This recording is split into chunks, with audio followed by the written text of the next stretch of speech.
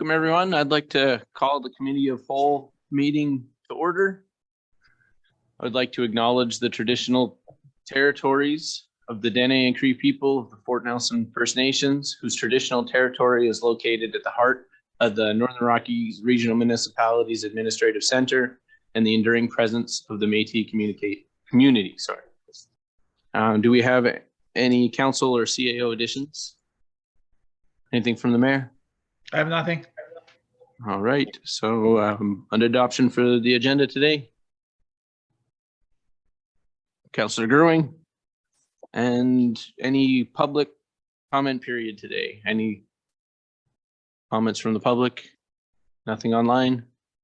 All right, moving on to reports, bylaws, and policies. We have Committee of the Whole report number 4/23 Town Square Renewal Project for information. Good afternoon, or good evening, sorry, Mayor and Council. We have a presentation here for you this evening. We'll bring it up here now, and hopefully the intent of the presentation, the PowerPoint, is to give an outline of the project's history since the initiation of the Town Square Renewal Project, just due to the fact that it's been such a long time since the project started, and bring everybody up to speed on the project and where we're at today. 1 second to work through the technical difficulties.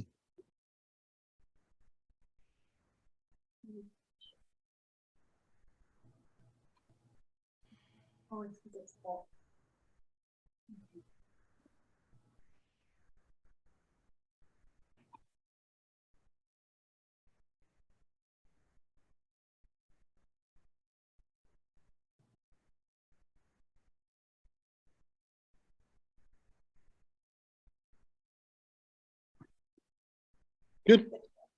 Okay. Like I said, given the length of time that's passed since the initiation of the Town Square Renewal Project, the following presentation review of the project's history has been compiled. Next slide, please. In the 1980s, alterations were made to the Town Hall facility to change it from a hotel to an administrative facility. Some of these changes incorporated a purpose-built space for the theater and library. At that time, the effect of changing space would have on core systems such as HVAC and electrical was not considered. Since this conversion, no major investment has been made in the facility.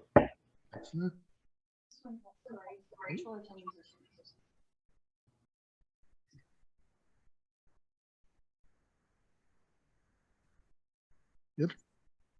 In 2010, a fire and life safety assessment of the facility highlighted numerous deficiencies. Council of the day deferred undertaking those improvements in light of the construction of the recreation center at that time. Next slide. In 2019, McQuagan Associates completed a non-invasive condition assessment of the Town Square complex and presented their findings to Council in 2021. Next slide. In May of 2021, McQuagan Associates again presented Council with a next steps presentation, which outlined several steps such as prioritizing renewal and repairs, as well as possible work combinations throughout the project. Next slide. In November 2021, discussion with Council began on key areas of the renewal project around accessibility, childcare space, senior housing, tenanted spaces, and consultation. In May 2022, MAE presented Council with an energy audit as well as HVAC options. This information was developed to better understand the deficiencies with the current systems, as well as to support an application to the Strategic Priorities Fund, which, if successful, could offset building upgrade costs to approximately $6 million. In the same month, MAE and staff brought back stakeholder feedback, which was gathered from meetings with various tenants and boards. For Council's information, a Class D cost was included to put tenants' requests into context. At that same meeting, Airedale Architecture presented a program statement and goals for Council's consideration, which outlined the main goals and aspirations of the project. Next slide. At the end of May, Council was presented with 3 conceptual design scenarios, which varied in both cost and extent of development. Then in August, council was presented with a refined stakeholder feedback presentation in relation to the conceptual design scenarios. This information outlined which tenant requests could be accommodated within the base scope of work. It also showed how the requests related to 3 conceptual design scenarios. Decisions were deferred at that time. At the September 23rd meeting, council resolved to pursue detailed design of scenario 2, which will address the core key component concerns, as well as functionality and the NRM's needs for the next 40 years. At this time, the project is in final stages of conceptual design, with the initial stages of detailed design anticipated to begin within the next month. The NRM has retained Chandos Construction as construction manager to assist the team through pre-construction, including detailed design, project scheduling, and estimating. A presentation to council of the final conceptual drawings, complete with Class D estimates, will be forthcoming. Also, as a follow-up to all that, recently the Green and Inclusive Building Fund has opened a new intake stream, which is a deadline for application of February 28th, 2023. Work is currently underway to gather information necessary for this application. Information will be provided to council seeking a resolution to support the grant at the February 27th council meeting. Thank you. Thank you, Mr. O'Shaughnessy. Any questions from council? Mr. Mayor? Just that I'm worried that that we're leaving it a little late till the 27th, and the deadline for applications is 28th. So we'll be able to put a fulsome application in that makes this complete, or will it just be for the portion that applies to the HVAC system? Right, because Sorry. So the intent of the application is it will be specific to the HVAC and some of the accessibility needs related to the tenanted spaces, mostly the library and the theater, just due to the fact that the strategic priorities grant application was related to the overall facility. Currently, we have the majority of the application prepared. We're just trying to get final budget numbers for Class D estimates with the consultants with Chandos Construction to get that information back to council to make a fulsome decision. Okay, thank you. Anything else from council? Yeah. Just Yeah, want to go add ahead. that because there's been some obviously discussion in the community and whatnot, and just so council's clear and everyone's clear that the only approvals that have been given so far by council is to proceed with the design, and after that, there's no other funds that have been approved specific to this project. So I think it's just key because there's been a lot of numbers and money been thrown around in terms of this discussions and potential noise. I think the key piece is that as Sean said, the approvals that council provided is specific to that scenario 2 and the design stage to get the detailed design done. Once that's complete, then it's brought back for further discussions, and if you'll proceed at all, with that particular project, especially given there's unknowns around potential grant opportunities or what the results of those grant opportunities look like.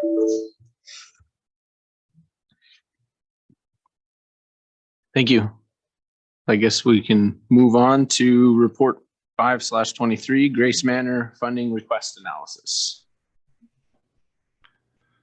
So if I can, I'm just wondering if we might vary the agenda here to go to in-camera report for COW02, because I think it's germane to the discussion about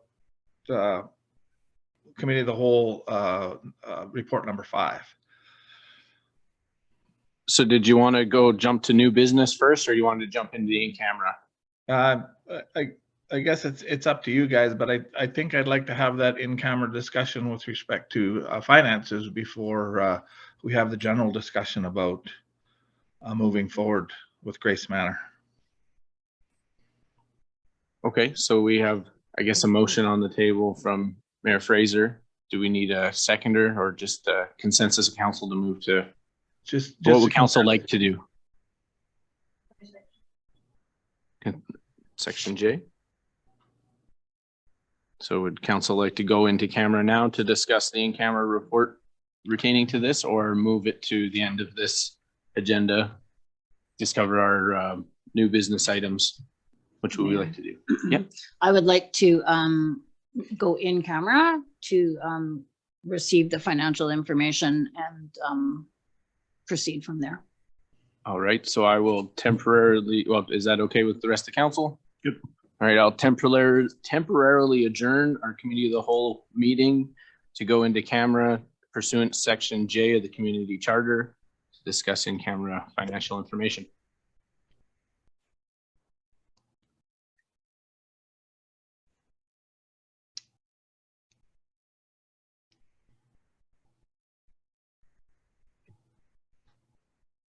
All good?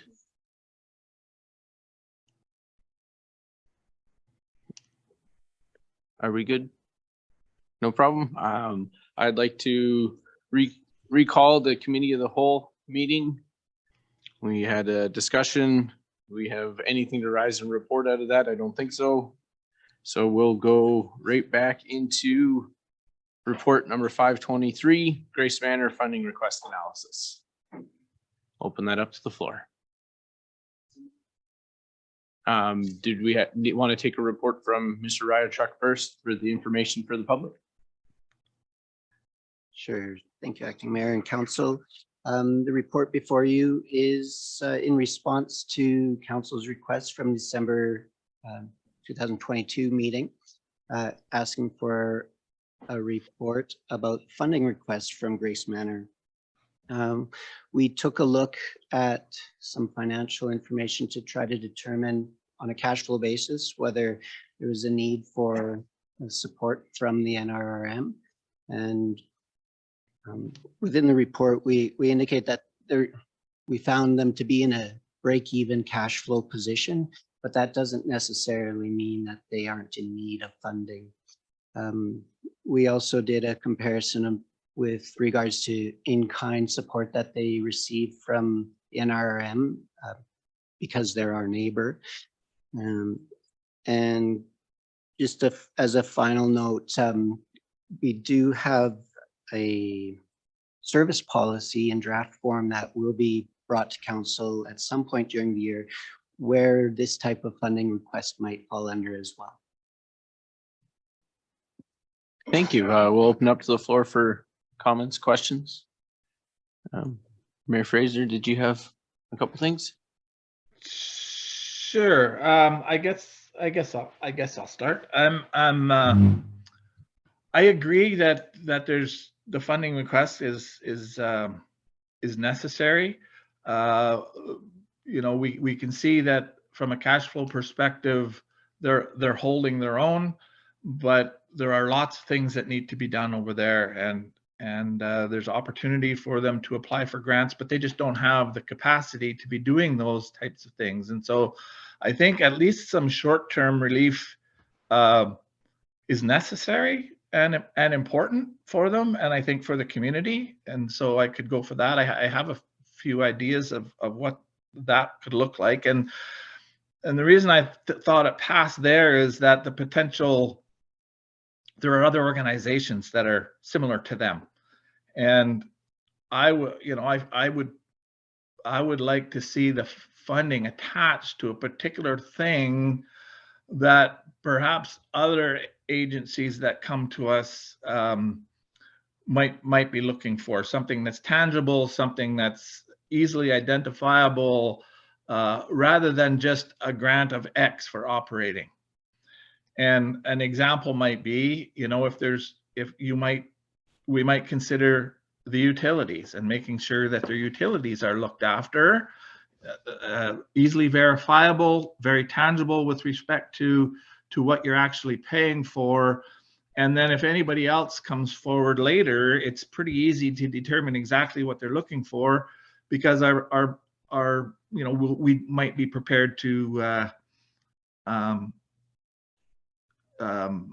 pay for their utilities, or at least give them a grant for an equal amount to the utilities, which then should allow them, instead of having to pay $20,000 for their utilities, they're able to take that $20,000 and apply it to whatever it is that they want to apply it too.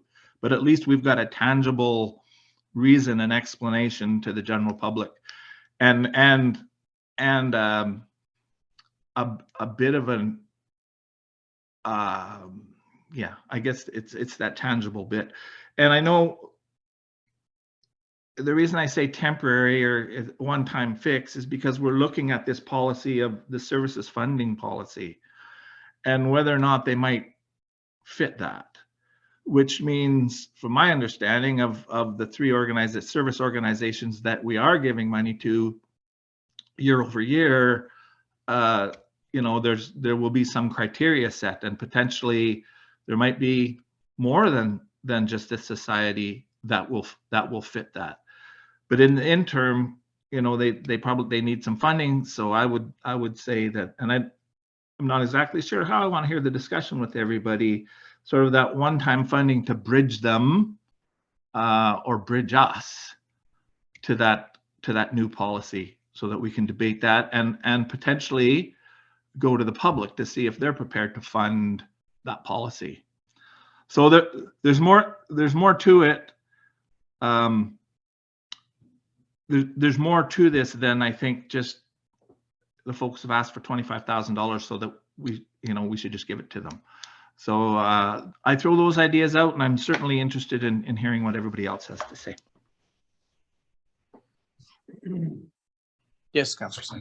I'm a question to staff and so on. What position are we in for giving help to organizations like this in the form of applying for funding, for grant funding and so on? What could we do on that regard?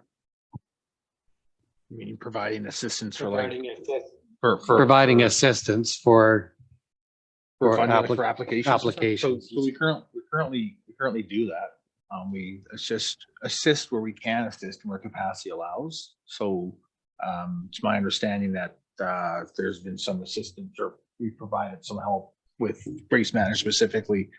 That said, I mean, there's probably lots of other opportunities that aren't necessarily being flagged because we only have so much capacity to go around with between assistance, if it's with other organizations in the community that we help once in a while with applications, and then of course our own applications and whatnot too. So the answer is we currently do it, but there is only so much capacity to go around to assist. So we assist where we can to the best of our abilities. I guess it's the best answer. Are we currently turning people away? We're asking for help? I don't think we're turning anyone away for say. It's just how much time can we put into help look at other opportunities that might be out there that they're not doing, right? So if anyone comes to our door and says, "Can you help us with this?" we do. If there's an opportunity we see that could be flagged for an organization, we'll share it and provide help where we can or where appropriate.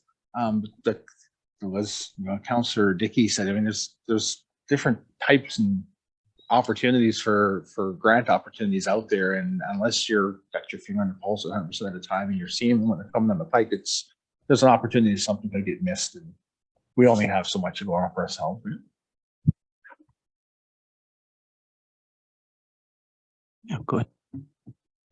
So I'm very aware of the fact that I can only speak once, so I'm trying to put it all in my one speaking. No.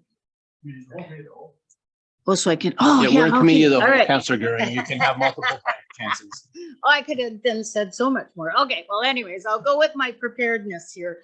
So I just wanted to start by saying the NRM service funding policy was to be delivered for the 2023 budget season as per resolution from the previous council. So that is what I have been telling the not-for-profits the past 2 years, is wait for this service funding policy. It'll be in operation for the 2023 budget season. And a lot of reasons why it wasn't completed, and that's fine.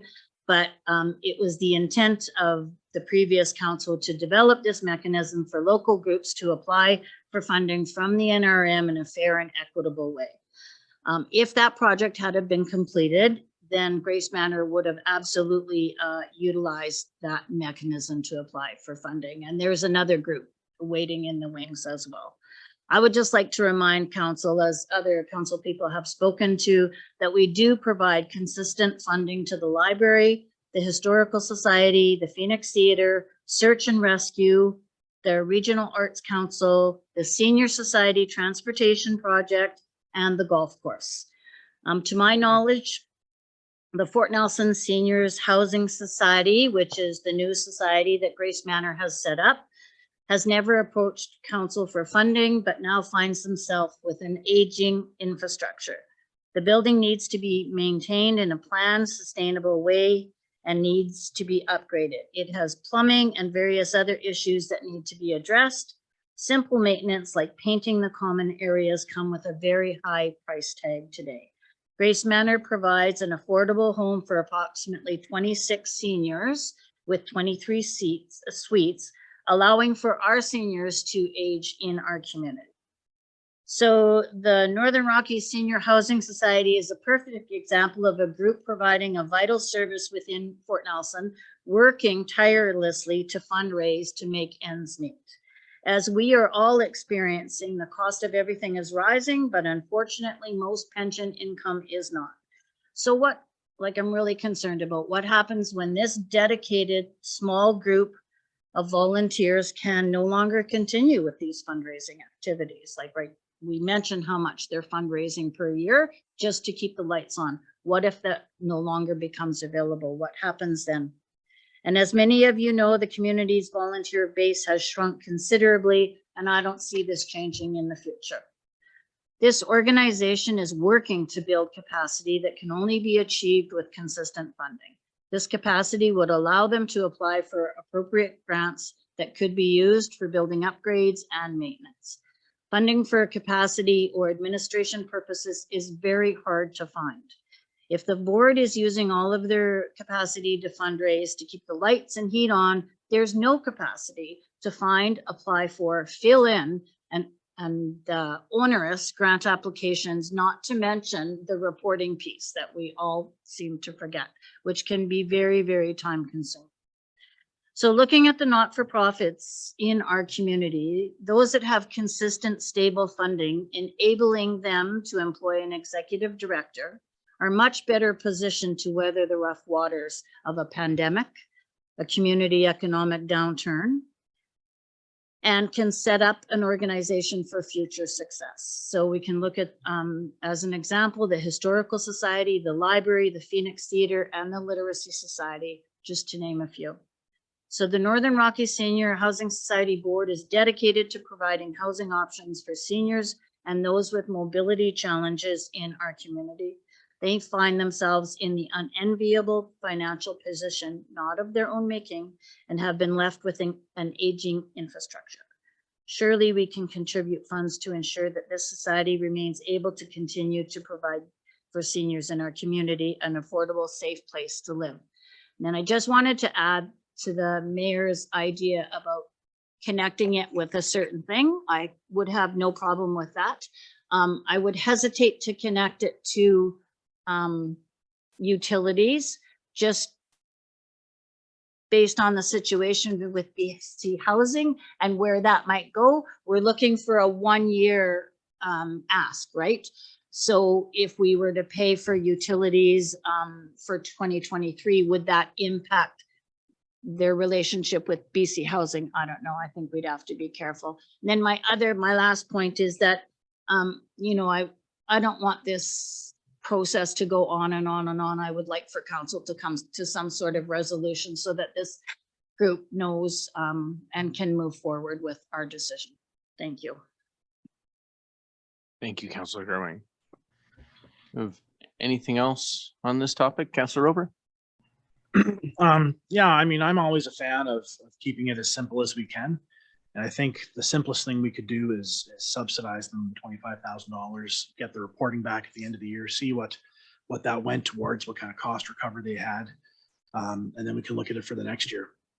And that does connect it to everything they do at the end of the day. So yeah, I have no issue, approving a $25,000 ask. And it will go towards, I'm sure, several things, not just utilities, but other items as well. All right. Anything else on Grace Manor request? So follow up to that if I can. Yep. So if I said we're going to pay their utilities, I might have misspoke. What I was looking at was giving them a grant that's the same amount as what their utilities would be. And if others come forward to us later, we could say we're prepared to fund you, well, at least until we get this services funding policy in place. You know, we're prepared to look at an amount that's equivalent to whatever your utilities are.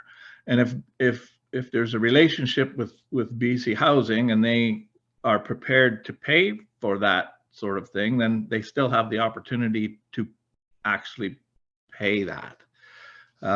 We're giving them, in my view, we're giving them a grant that would be equal to, or better if there's a reason for more, to what the utilities would be, because it's tangible and it's something that everybody understands, and there's a bill that comes in that's easily verifiable. All of those things are reasons, I think, to link it to that amount. And so I guess the last thing would be to ask staff about if we are considering some kind of a grant in the order of $20,000 to $30,000 for this year. How would you fund that, and what would the expectations be around how soon they could get paid? Well, it will be included in this year's budget process. And if council wished to do something earlier, it would essentially be a pre-approval, I think, is probably the approach. So I think that's what you're asking, Mayor. Yeah, well, I'm just wondering if, you know, are they in dire need of cash right now? Can they wait till the budget process has run its course? You know, I mean, their cash flow seems to indicate that they're just holding their own with respect to what's going on. So, you know, I'm unsure as to the process moving forward around getting the money and how quickly they need it. You know, I'm hearing from Councillor Gerwing, they need it right away, and April might be too late. So, you know, are there any surplus funds? Are there, you know, is there any opportunity to fund them with cash flow that we have now? Yes, there's different mechanisms. I mean, that would be, and if there was a desire of council to pay them now, then we have the absolute ability to do so. We can take it currently at a surplus, but at the end of the day, we'd look at it would be in the budget for this year, of course. But in terms of process, it's entirely up to council if you'd wish to pass a resolution. Obviously not in this venue because we're in a community of the whole, but if they wish to do that, then we'd be able to provide the funds for sure. So I guess would council like this brought up at a regular meeting with a report on potential funding spots, or no?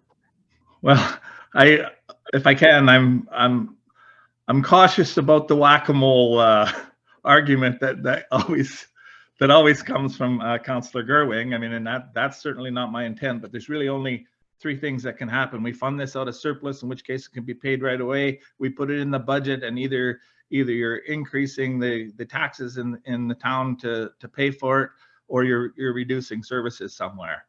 And you know, the easiest one to me is to pay it out of surplus and do it right away if this is a one-time thing. But if we're looking at, you know, a policy that's going to look at these types of funding operations for perhaps many other organizations, we've got to get our hands and heads wrapped around how we're going to pay for it. And so it's if the desire is to go ahead and give them some money, then probably the best way to go about doing that is to take it out of surplus.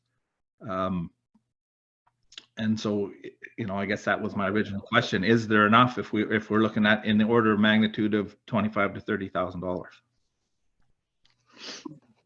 Yes, absolutely. If there's surplus funds to look after that amount for sure. So I don't know what the proper procedure would be, but I would like to see us add this to the agenda of the regular council meeting coming up at 6:30.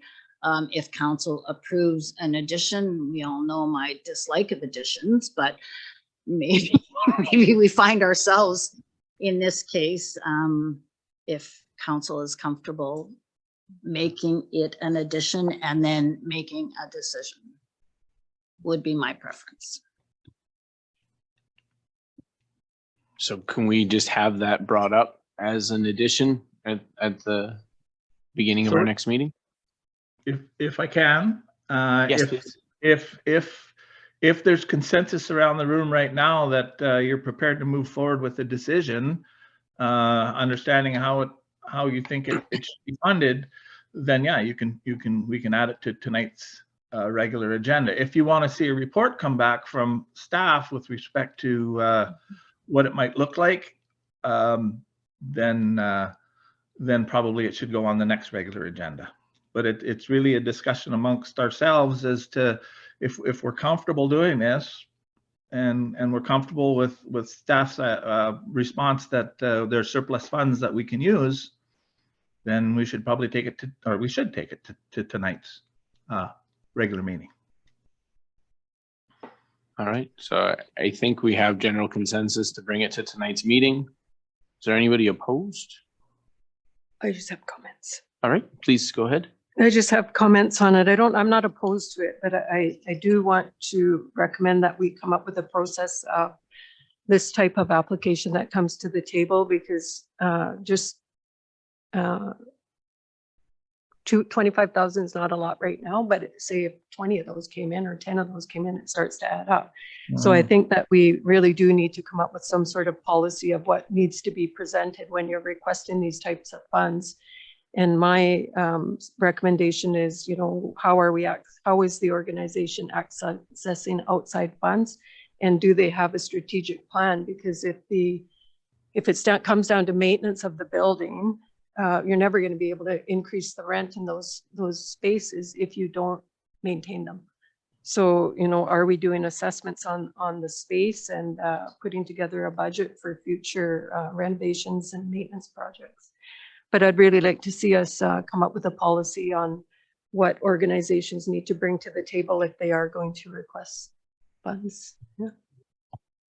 Councillor Dickey, I'll just follow up on that, is that we have for the last 2 years been working on a policy that we had hoped would be ready for the 2023 budget season. And unfortunately it's not, but I feel confident that it will be ready for the next budget season for sure. Can I ask a question of staff with respect to that policy? Please. Thank you. So I'm just, I guess this question is to Ms. MacGyver as to whether or not that that idea that a strategic plan is expected to be submitted as part of that policy for potential future funding opportunities. Is that something we're actually looking at? It was not originally considered as a eligibility requirement for the draft program. So council provided some general insights in terms of what that program could look like. And we're due now to bring it back in somewhat of some semblance of order for council to have a look at and see if it makes sense. But if that's a great suggestion to integrate when we do get a chance to do that. It will be after this budget process is concluded, but it will be in time for 2024 budget planning for sure. I think it's a really good idea, and if staff can note that if they can somehow bring that forward as part of the options that go with the new policy, I think that would be good. Thanks. Yeah. Can I make a comment in terms of condition assessment? So as part of the Town Square Renewal project, there were discussions with Grace Manor early in terms of how the work taking place within the Town Square complex may affect their facility, because we're adjacent. There's a bit of a web of services happening there. And so McQuagan Associates Engineering that completed our facility condition assessment also completed a condition assessment for Grace Manor. And his findings were that given the age, it's been maintained remarkably well over the years, but noting that there are some critical systems that need to be upgraded. So we actually reached out to BC Housing because we weren't certain what that relationship looked like or what the level of commitment was of that organization to Grace Manor.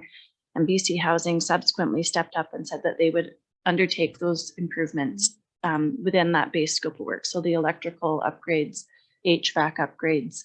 And then we basically stepped away because negotiations had been going well. McQuaig and Associates took on an independent contract with BC Housing for those improvements, but the benefit of having that same group involved is that there can be some synergies in terms of crews on site and equipment ordering and things like that. So it's our understanding that BC Housing is funding the major components of that upgrade project, but that if there's additional asks, it sounds like there's discussions for loan provisions. So it could be some aesthetic improvements that occur as a result of the other things. I'm not sure what that looks like, but it was a little bit surprising to us because from the outside looking in, the condition, it doesn't seem great, but he was actually pleasantly surprised with the work that had been done basically on volunteers and donations over the years. So.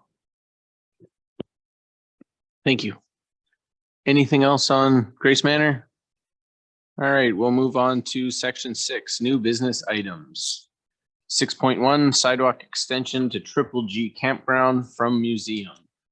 Councillor Enex.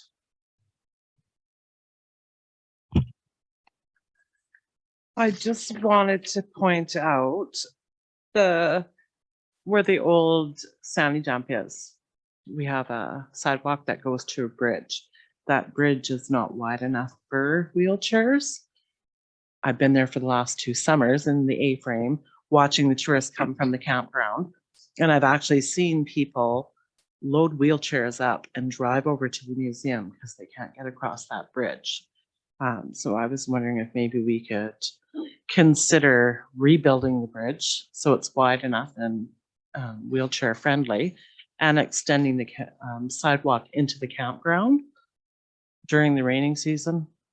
That grass is so wet. They don't walk through it. And I'm thinking that would, discourage a few people coming to the museum when the grass is like that. It would definitely be nice to have some hard surface that way. Is it already a proposed section of our Parks and Trails master plan to extend out that way?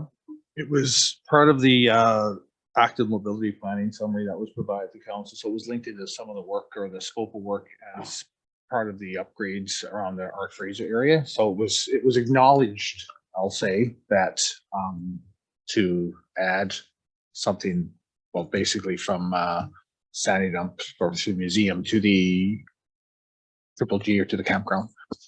Nothing is in the works yet, of course, because that was initial, just an initial document that was presented to council as part of the potential scope of work in the future. So is this something that council wants to pursue, discuss more? I have a question. Yes. Are there any, thank you. Are there any anticipated sidewalk works for this summer's capital budget? No additional sidewalk works, but there's a fair amount of renewal that's occurring, Mayor, as part of our asset management plan, but nothing to provide new sidewalk or pathway. But well, I guess then based on what you said, will there be a contractor in town doing sidewalk repairs then? And I'm just looking at synergies potentially between, but having. Sure. Yeah, sorry. So the majority of the work gets done locally. The renewal on the concrete sidewalk. The pathway that currently goes from the Art Fraser Park to the museum is paved or an asphalt pathway. And it would possibly make sense from a cost perspective to if we were to extend that to do a similar extension with asphalt and not concrete. The bridge is not ours. The bridge was put there. I think it's, I don't know if it's in the right of way, but it's not something that we own or operate. And we were to do something, we'd probably put a culvert in because it's just most likely cheaper and simpler from accessibility and also just future maintenance and repairs and whatnot. So.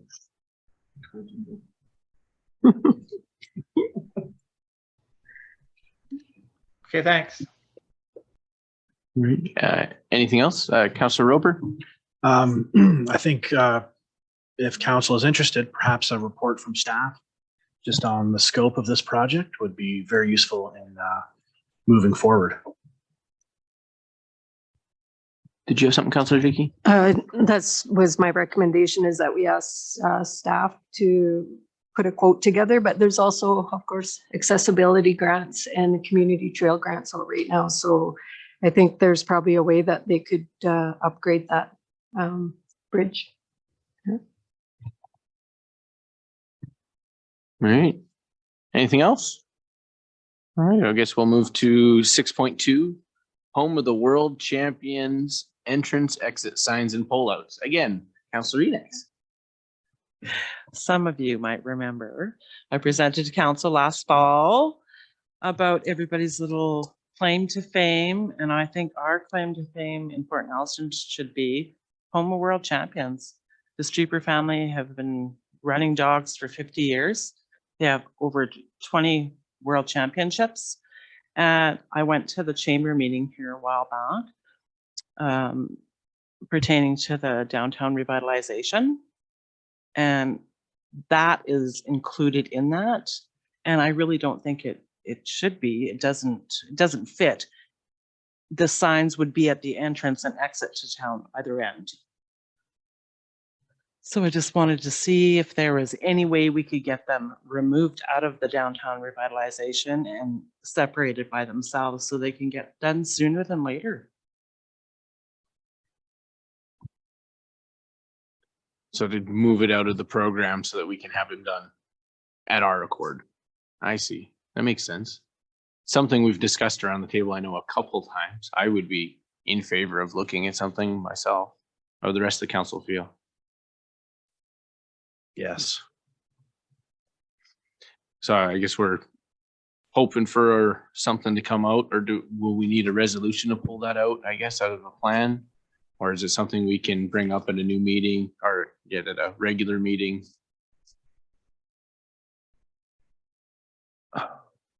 So it's not just limited to the plan, I guess I'll add. It's part of that plan. It was included in that plan, and I think a couple others, AJ, because there was a report that Krista did, I think it was back in June of last year, that acknowledged the request and some different options in terms of moving forward. So it's entirely up to the council how we want to proceed. That said, I don't think you have to proceed to remove it out of the plan to look at other options. It's because it's kind of encompasses within that existing revitalization project that's currently in its infancy now. So it's again, it's the desire, whatever the council's desire is, I guess. One thing we could do is just link back to that one report that that Krista brought forward back in June. Just for some information for those who hadn't read it, haven't been exposed to it. So, is this something that we might want to try to get into this budget season? Possible. I would love that. Do you want to see what you can try to get done for us, Councillor next? It's a lot of work. So, I mean, you can speak to it, Councillor Enax, but my recollection was it was more than signs. There was a request for pullouts. And a picnic table. Yeah. With a garbage can, just an area that they can pull over, and you could put other signage there advertising the grocery stores and any other businesses we have in town. So it isn't a small project. The sign is a small project. Overall, it's would be fairly big. I think it was also tied in with the tourism strategy, pullouts at either end. I think, I can't speak for Councillor Enox, but I too am hoping that this moves forward at a bit quicker of a pace than what I see happening with the downtown revitalization project.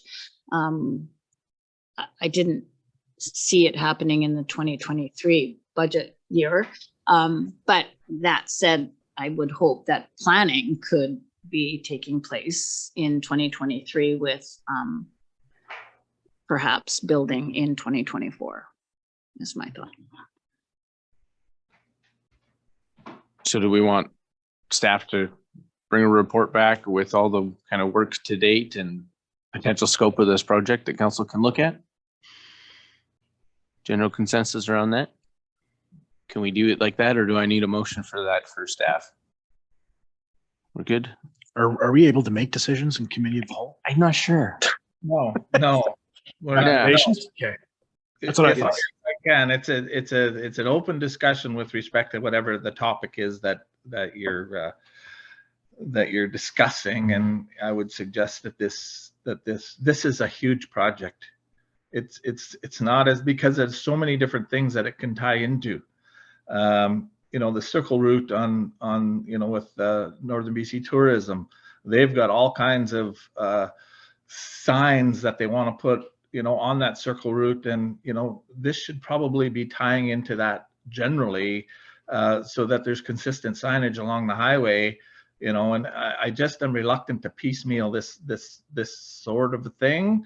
I get the idea of taking it out of the downtown revitalization plan because it doesn't fall within the scope, or not the scope, but in the boundaries, I guess, of that project, based on what you're proposing, which is an entrance to the community and exit from the community, and having something like that.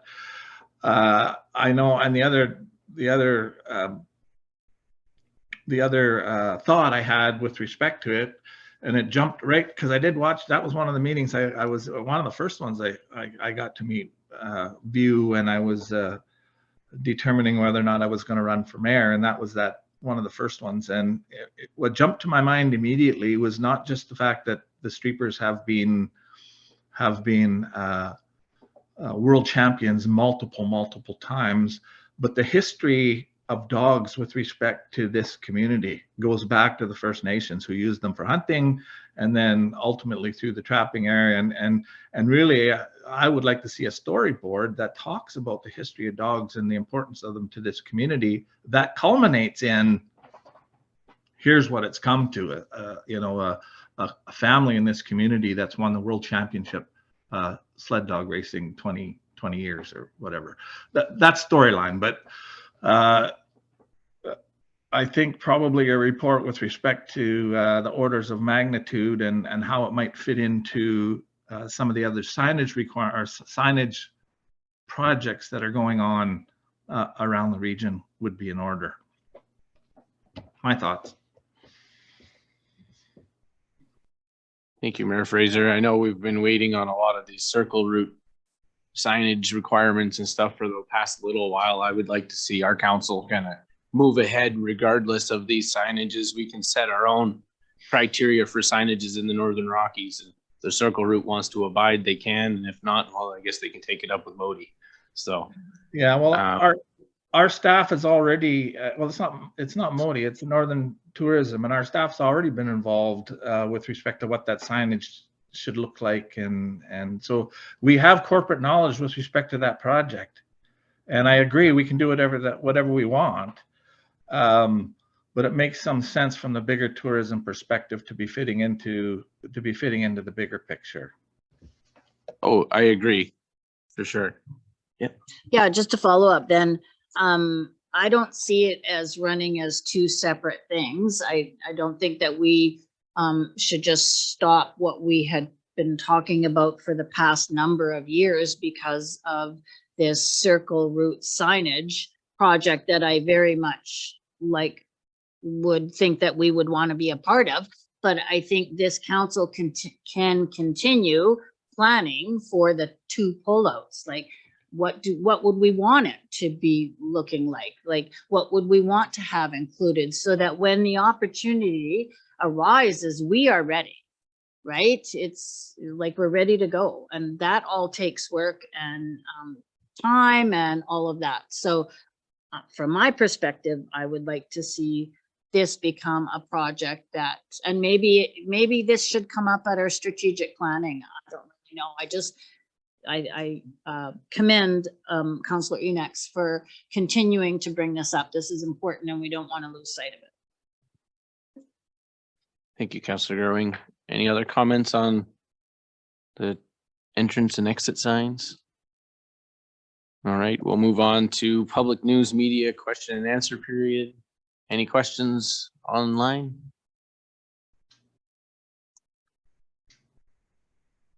All right, and being cautious of time, I'm not positive we have enough time to go into camera for the rest of it, do we? Thinking. I guess we probably take a little break before the next meeting and have something to eat. So I will Recess. I'll recess this meeting until I guess after our regular meeting. Yeah. Thank you. So we'll start up again at 6:30.